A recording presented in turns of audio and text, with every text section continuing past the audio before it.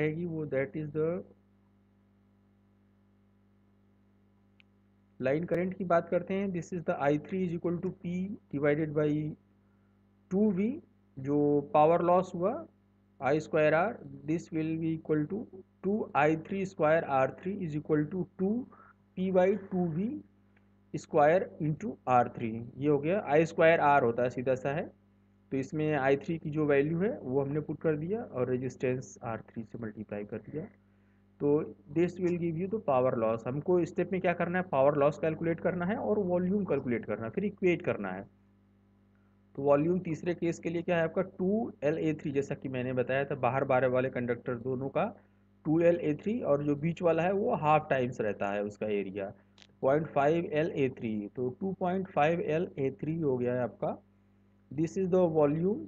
अगर हम इसको फिर क्या करते हैं, इसको कंपेयर करते हैं for same efficiency and transmission की अगर हम बात करते हैं, जो पावर लॉस हमारा डीसी 2 वायर 1 वायर अर्थ से कंपेयर करते हैं इसको डीसी 3 वायर सिस्टम को, तो मिड पॉइंट अर्थ जो, तो यहाँ पे आप पुट करिए जो पावर लॉस और इस वाले का पावर लॉस इक्वेट करिए, तो ये 2 से 2 कैंसिल हो गया, P से P कैंसिल हो गया, V से V कैंसिल आउट हो गया। तो हमारा R1/R3 को हम क्या लिख सकते हैं, 1/4 टाइम्स R3 हो गया।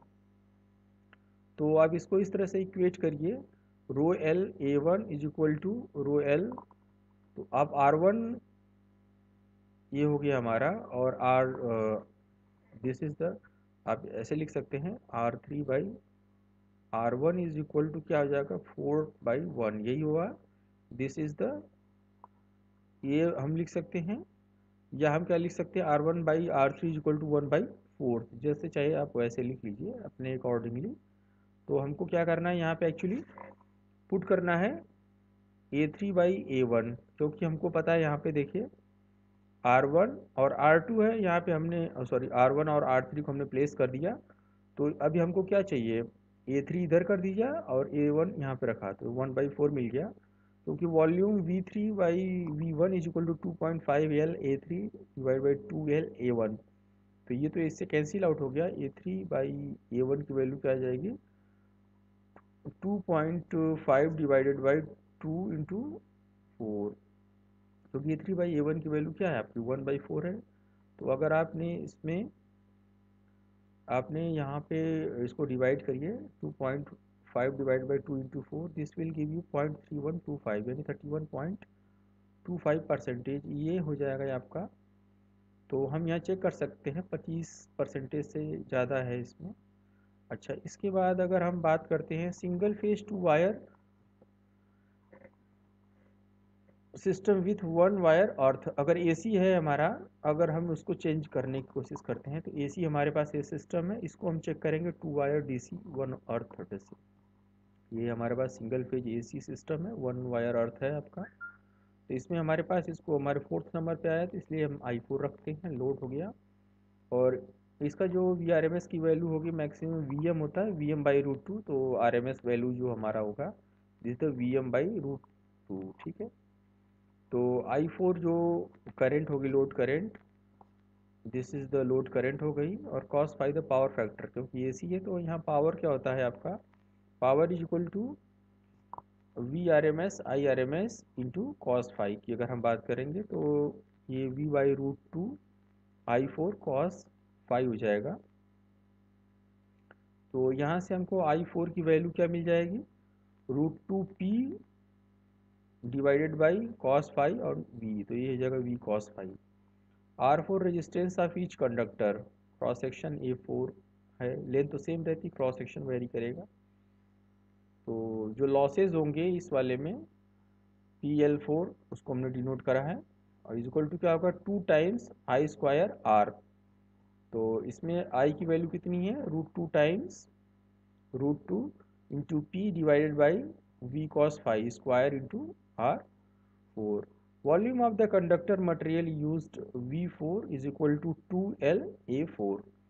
तो same efficiency of transformer as PL1 PL4, तो PL1 की बात करेंगे 2 into P divided by V square into R1 is equal to 2 into root 2 P divide by root V cos phi square. दोनों को equate कर दीजिए। पावर लॉस ये तो पहले से हमको पता है, इस वाले को हमने क्या किया, यहाँ पुटअप कर दिया।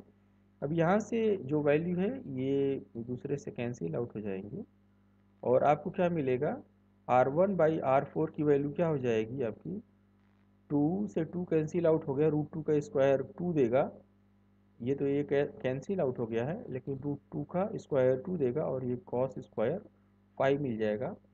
अब हम क्या करेंगे, R1 by R4 is equal to क्या हो जाएगा, A4 by A1 means A4 by A1 की वैल्यू क्या हो गई, 2 डिवाइड बाई कॉस स्क्वायर। अब हमको वॉल्यूम की बात करेंगे कॉस्टिंग मटेरियल के लिए, तो it will give you V by 4 by V1, V4 by V1 means 2L A4 divide by 2L A1, this will give you 2 divide by cos square 5। तो ये हमारा कंपैरिजन हो गया है। अब हम नेक्स्ट चेक करते हैं single phase mid point earth. इसी तरह से हमको सारा प्रोसेस करना है, हम थोड़ा सा तेज़ी से चलेंगे क्योंकि ये हम मान चल रहे हैं, आपको आ गया है समझ में। देखिए single phase mid point earth की अगर हम बात करते हैं तो अर्थ से लेके हमारा जो फेज के बीच का वोल्टेज है दिस इज द VM। अगर RMS की बात करके V बाई रूट 2 हो गया, ये V बाई रूट 2 हो गया, और टोटल क्या हो जाएगा 2 times root to V by root 2, तो this will give you root 2 V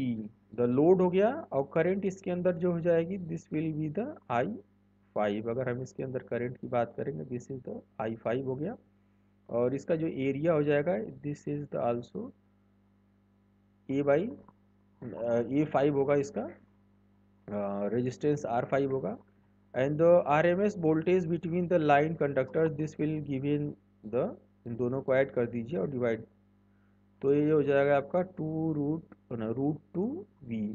I5 RMS current हो गया, R5 resistance, A5 across the cross section हो गया आपका area, and cos 5 power factor, P is equal to root 2 V I5 cos 5, I5 cos 5 means, तो voltage into current into cos 5 ही होता है power. तो यहाँ से करंट आपने निकाला, यानी P डिवाइडेड बाई क्या हो जाएगा आपका रूट 2 V कॉस 5। इसके आगे अगर हम बात करते हैं तो सेम प्रोसेस है, पावर लॉस करेंगे। Power loss equal to 2 times into, ये दो ही वायर है हमारे पास, 2 wires into current into resistance, current का स्क्वायर रहेगा, करंट की value P divide by root 2 V cos 5 का square into 2 times into R5। तो इस तरह से हमारे पास आ जाएगा पावर लॉस, और volume of material V5 is equal to 2 times LA5।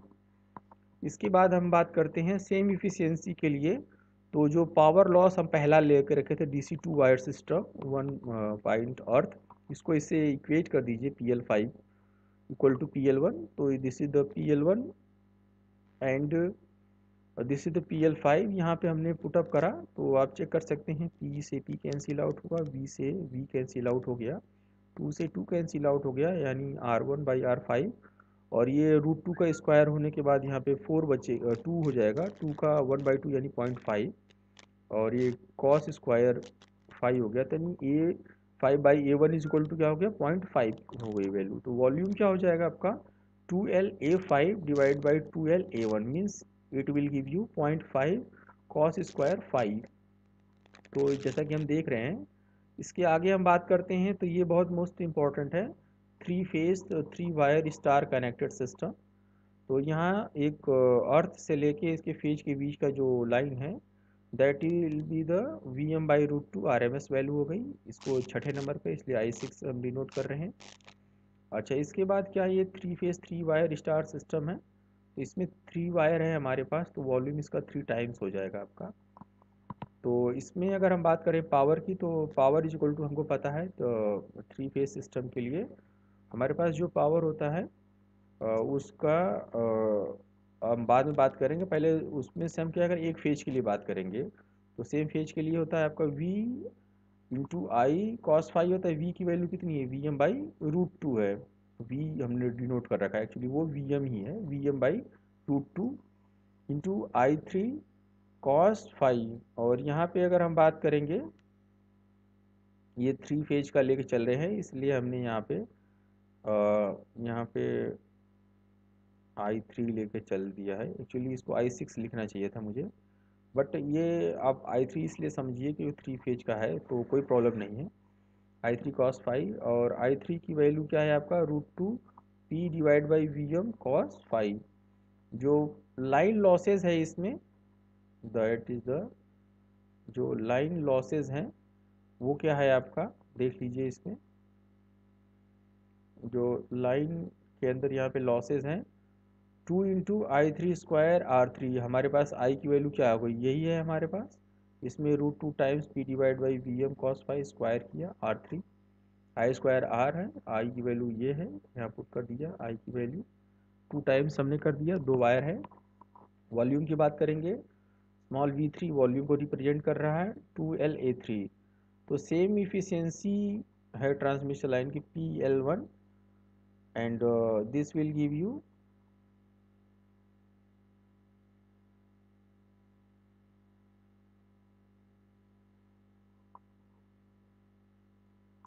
तो this will give you PL1। तो यहाँ से P से P कैंसिल आउट हो गया, VM से VM कैंसिल आउट हो गया, 2 से 2 कैंसिल आउट हो गया। तो आप देख सकते हैं यहाँ पे √2 स्क्वायर हो जाएगा 2 टाइम्स, तो R1 divide by R3 is equal to 2 times divide by cos square, यानी A3/A1 equal to 2 times cos square five. इसके बाद है हमारे पास 3 phase 3 wire star connected system. इसके लिए जैसे अभी हमने पढ़ा था 1 पॉइंट अर्थ, तो अभी हमारे पास क्या है, देखिए इसमें क्या था, वो अर्थ ड था। अब इस वाले में क्या है, हमारा अर्थ नहीं है, 3 फेज 3 वायर सिस्टम है। अब इसमें से लाइन लाइन के बीच का वोल्टेज जो है आपका VM/√2 है, VM/√2 है लाइन से लाइन के बीच का वोल्टेज। तो मैक्सिमम लाइन वोल्टेज जो रहेगा वो आपका VM है, तो RMS जो लाइन वोल्टेज है VM/√2 है। और I4 RMS लाइन करंट हो गई, A4 एरिया हो गया इसका, और cos फाइव R4 क्या हो जाएगा हमारा, इसका सिस्टमेटिक हो गया। ठीक है, ये चौथे नंबर पे है आपका डी सेक्शन है, इसीलिए हम इसको रिप्रेजेंट कर रहे हैं और I4 से रिप्रेजेंट कर रहे हैं। वो DC वाला सिस्टम था, 1 2 3 4 6 हम चले थे, लेकिन इस वाले में हमारे पास AC में चौथे कैटेगरी में है, चौथे नंबर पे आ रहा है, इसलिए इसमें हम इसको 4 से कर दिए हैं, तो don't worry. And power P is equal to क्या होता है आपका V, और जो हमारे को पता है 3 फेज अगर लाइन है और हमारा फेज वोल्टेज कितना है आपका, और phase voltage phase current into cos five होता है, वैसे ही हमारा लाइन वोल्टेज लाइन करंट अगर है तो उसमें √3 टाइम्स हम मल्टीप्लाई करते हैं टोटल पावर के लिए। तो VL IL कॉस फाइव याद रखिएगा आपको, जब लाइन वोल्टेज लाइन करंट होती है तब हम क्या यूज़ करते हैं पावर के लिए, √3 times IL VL cos five. तो यहाँ पे हमने जो VL है वो क्या है हमारा VM/√2 मल्टीप्लाई कर दिया यहाँ पे। तो I4 cos फाइव से यहाँ हम I4 की वैल्यू निकालते हैं, तो आप देखिए √2 times P divide by √3 VM cos five, line losses क्या हो जाएंगे, 3I4² R4। तो आप चेक कर लीजिए यहाँ पे, ये 3 वायर हैं, इसमें 1 2 3 वायर है, तो 3 टाइम्स इंटू आई सब में फ्लो कर रही है same, √2 P divided by √3 VM cos five, इसका स्क्वायर किया क्योंकि यही वाली वैल्यू तो है यहाँ पे देखिए। अब इसको हमने क्या किया, स्क्वायर किया इंटू R4 किया। अब इसके बाद वॉल्यूम क्या हो जाएगा आपका, V4 is equal to 3 times A4L। इसमें A4 है इसका एरिया, और इसका जो लेंथ है सारे का L है, तो 3 टाइम्स A4L हो गया। सेम इफिशियंसी की बात अगर हम करेंगे तो पावर लॉस सेम होना चाहिए। PL1 that is the PL1 is that the 2.2 wire DC system है, 1 पॉइंट अर्थ है, उसमें मल्टीप्लाई किया। तो देखिए कि मैं चेक कर लीजिए यहाँ पे, तो इसकी वैल्यू क्या है PL1 की, क्या है PL1 की वैल्यू, तो यहाँ पे हमने चेक कर लिया, means P divide by VM square 2 times R1, and this is the 3 into √2 P √3 VM cos five का स्क्वायर R4। तो यहाँ से P कैंसिल, VM से VM कैंसिल हो गया है, और ये तो आप यहाँ चेक कर सकते हैं R1 बाई